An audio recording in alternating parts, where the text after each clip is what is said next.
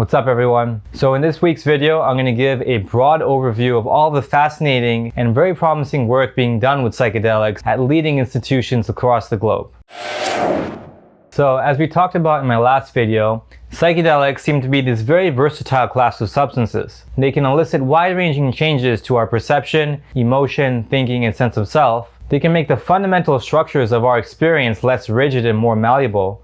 And they can amplify or bring forth aspects of our mind that are usually hidden or inaccessible. And based on this set of effects, it's easy to hypothesize that psychedelics might have a wide range of applications, both in helping people who are struggling with mental health conditions, and also enhancing and improving the lives of healthy individuals. And consistent with this, now that psychedelics are under close scientific scrutiny once again, there are now a number of studies providing some degree of evidence for these things. So in what follows, I'm just going to go through some of the main exciting studies that are now happening and give short descriptions of their main findings. So first of all, it's important to recognize that the main thing driving the current psychedelic renaissance are studies that use psychedelically assisted psychotherapy in the treatment of mental health conditions. So over the past 5 years or so, there have been multiple studies with LSD, psilocybin, and ayahuasca showing their effectiveness for multiple health conditions. In particular, there's been research showing that they're effective for depression, for end-of-life anxiety in terminal cancer patients, and also for different forms of addiction, and maybe OCD, anorexia, and more. And before I go into this in a bit more detail, one of the most suggestive findings from this area is the fact that subjects who undergo anywhere from 1 to 3 sessions of psychedelically assisted psychotherapy have been showing significant reductions in their symptoms even 6 months later. Just think of that in contrast to standard treatments. Standard treatment of depression, for example, you might get prescribed an SSRI like Prozac, and this drug you have to take it every day of your life, and also it'll take about 4 weeks or so for it to even kick in. Compare this with psilocybin, and research is suggesting that subjects after essentially one high-dose experience done in a supportive setting had significant lasting reductions in their symptom severity at 6 months later, without any follow-up dosing. This is a huge shift from standard approaches to treating these disorders. So research today in this area has focused primarily on the use of psilocybin. So I'm just going to go through a couple of applications now in a bit more detail. And first is the one I just mentioned. So in this trial, they gave psilocybin-assisted psychotherapy to 12 subjects who had treatment-resistant depression. So these were subjects who did not respond to standard treatments. They were given an SSRI like Prozac or were given psychotherapy, and no matter what, they were unable to break out of their depression. So these are typically people who have experienced depression for a long time and have been unable to escape it. And so these subjects underwent one low-dose and one high-dose session of psilocybin-assisted psychotherapy, and the researchers found that 3 weeks later, almost 50% of the sample no longer qualified for depression at all. And when they did an extended follow-up 6 months later, they found that 80% of the subjects still had significantly reduced depressive symptoms. So again, these are people who weren't even responding to standard treatments, and now after just one high-dose session, essentially, they had significantly reduced symptoms. And in another study, they gave psilocybin-assisted psychotherapy to terminal cancer patients. So these are people who have been diagnosed with cancer and don't have much long to live, and they're experiencing a lot of fear and anxiety and depressive symptoms around their impending death. And these subjects, after undergoing a single session, had significant reductions in their anxiety symptoms, in their depressive symptoms, and also their resistance to death, even 6 months later if they were able to make it to the end of the study. And this is huge because we know of no other treatment that can allow such a dramatic effect. And we can also see how this applies to anybody experiencing fear of death and who are heading towards the end of their life. This can radically change how we perceive and react to dying. And in addition to these studies, there have also been research looking at psilocybin-assisted psychotherapy for tobacco addiction and alcoholism. For tobacco addiction, they found that at 6 months later, 80% of the subjects were abstinent after their treatment. This compares to standard treatments, which usually have a rate of around 20 to 30%. So this is hugely surpassing the standard way we've been treating tobacco addiction. And for alcoholism, they found that after psilocybin treatment, 3 months later, they were still only drinking a quarter of their usual amount, which is a huge decrease. And moving forward, in addition to following up on these studies with a larger sample to really test the robustness of this effect, there's also additional studies looking at psychedelically assisted psychotherapy for things like anorexia, OCD, and other forms of addiction. And I also want to give a little mention to MDMA, which is not a psychedelic in the way I'm defining it for my channel, but is often grouped into a similar category, which is showing itself to be significantly effective for treating PTSD. And next, let's jump into some of the neuroscience. And for this, I'm going to focus on brain imaging, because this is my area of expertise, and also because this is something that's been focused on a lot in the last decade or so. So there's a lot to say here, but let me just give a general idea of how scientists are currently thinking about how psychedelics work in the brain. And so we can outline two interrelated components of this. One is this idea that the brain becomes hyper-connected in the psychedelic state.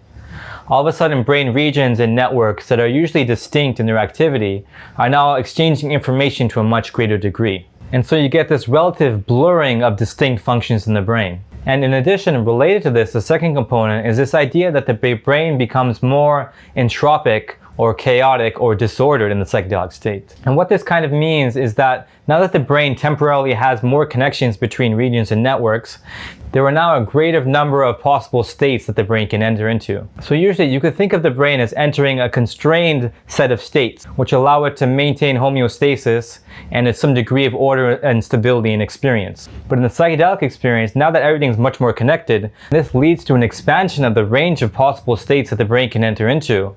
And this leads to what researchers will call a greater complexity of brain dynamics.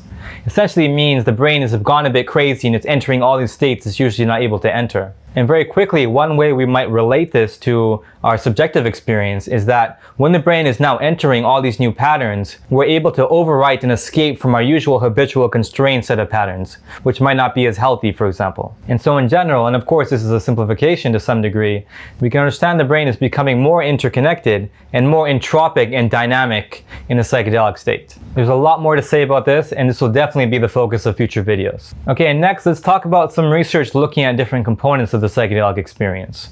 One component of the experience that's getting the most attention these days is so-called ego dissolution. So as I mentioned in my last video, this is the experience that our sense of self, as encompassed by our sense of being a distinct body, and also our sense of having an identity in time that has this future and this past and these traits and so on, can become blurred or dissolved. And this is often associated with having less concern about yourself and expanding your sense of self beyond its usual boundaries. And so research has been looking at how to characterize this both on a psychological or phenomenological level and also on a neuroscientific level in terms of what's happening in the brain. Now this again is still in its infancy. We really don't have extremely precise ways of measuring this just yet. On the brain side, it seems like this might be related to this increasing interconnectivity and also changes specific to the so-called default mode network. But what is interesting about these experiences is that they're often associated with mystical experience. And the mystical experience, as commonly construed, comprises a number of different components. Mainly is this feeling of unity, so feeling a oneness with the universe, and also a sense of bliss and contentedness and extreme happiness and elation, as well as a sense of sacredness, a sense of transcending time and space, and a sense of gaining insight into ultimate reality. And for example, we know from studies done at Johns Hopkins University that this experience can be pretty reliably elicited in subjects. And I should also add that the studies looking at psychedelically assisted psychotherapy have found that the extent to which somebody experiences ego dissolution and mystical type phenomena is strongly correlated with how well the treatment is going to work for them. So in the future, you can certainly anticipate a lot more scientific attention on this fascinating aspect of the psychedelic experience. And for the next part of the video, I just want to talk about some of the applications of psychedelics in healthy individuals. Often these days, a lot of the research focuses on how we could treat mental health disorders, and this is extremely important, but it sometimes underplays the ability for psychedelics to enhance the lives of people who are already healthy. So let's go through a few studies suggesting this now. First, I want to go back to the mystical experience stuff I was just mentioning. So one of the things from these studies is that they found that people who undergo these mystical experiences, as elicited by psilocybin, rate these experiences as one of the top 5 most meaningful and significant experiences of their life. Let's put that in perspective. These people are ranking this experience up there with their marriage and the birth of their first baby. Just pretty crazy. And what's also interesting is that in these studies, that at a 14-month follow-up, these subjects exhibited significant increases in their well-being, significant improvements in their positive outlook on life and themselves, and a deepening of their relationships and greater tendency to engage in altruistic behaviors. All after one psychedelically induced mystical experience. And also these researchers also found that after undergoing these mystical experiences, these subjects showed increases in the personality domain of openness.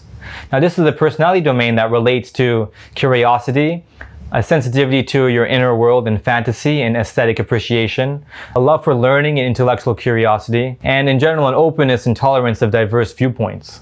And so usually we think of personality as a pretty static thing, but it seems that this dimension is able to be increased by psychedelics. And on this theme of spirituality or mysticism, another study by a different team of researchers gave psilocybin to meditators who were on a mindfulness retreat.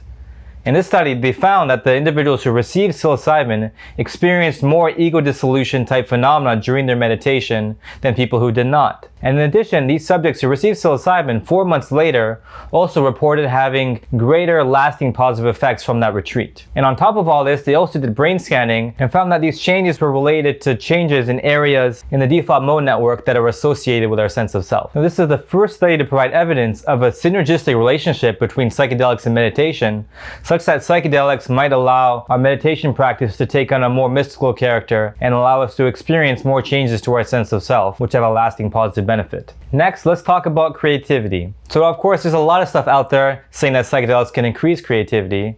And recently I actually published a paper on this topic in collaboration with Carhart-Harris. And something I found when reading literature was that it's actually not as clear cut in terms of the research.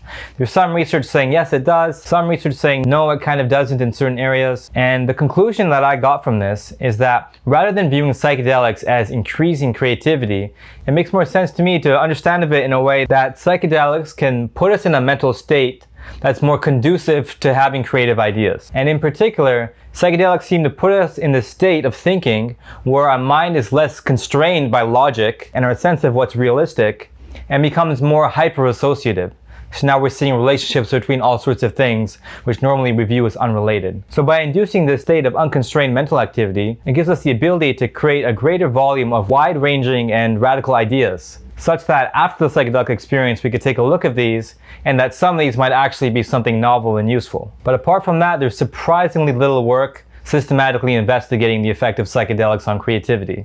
Another interesting study found that psychedelic use is associated with a greater sense of connectedness to nature, and research has also shown that psychedelic use is associated with a tendency away from authoritarian political views and a movement towards more liberal, progressive political views. So in tandem, those two studies suggest that psychedelics can induce changes in mindset and perspective that are very related to global socio-political issues. And in addition to these studies, there are studies looking at how psychedelics can make us attribute more meaning and significance to music, and how the psychedelic experience can be very similar to dreaming on both the brain and subjective level, and how psychedelics can affect different aspects of social behavior, such as the degree to which we conform to a group or not. Okay, so that's it for this video. There's obviously a lot more that could be dove into here, and I had to be kind of selective with this, but I feel that this should give you a good taste of the research that's currently being conducted. In the future, I'll be diving into all the topics I mentioned in more detail, and also some stuff I didn't mention. So as always, please leave a comment below on whether you liked or didn't like the video, and also if there's anything in particular you want me to focus on in the future. And if you haven't already, hit that subscribe button to keep up to date with weekly videos from me on the latest in psychedelic science. And with that, thank you for joining me, and I'll see you soon.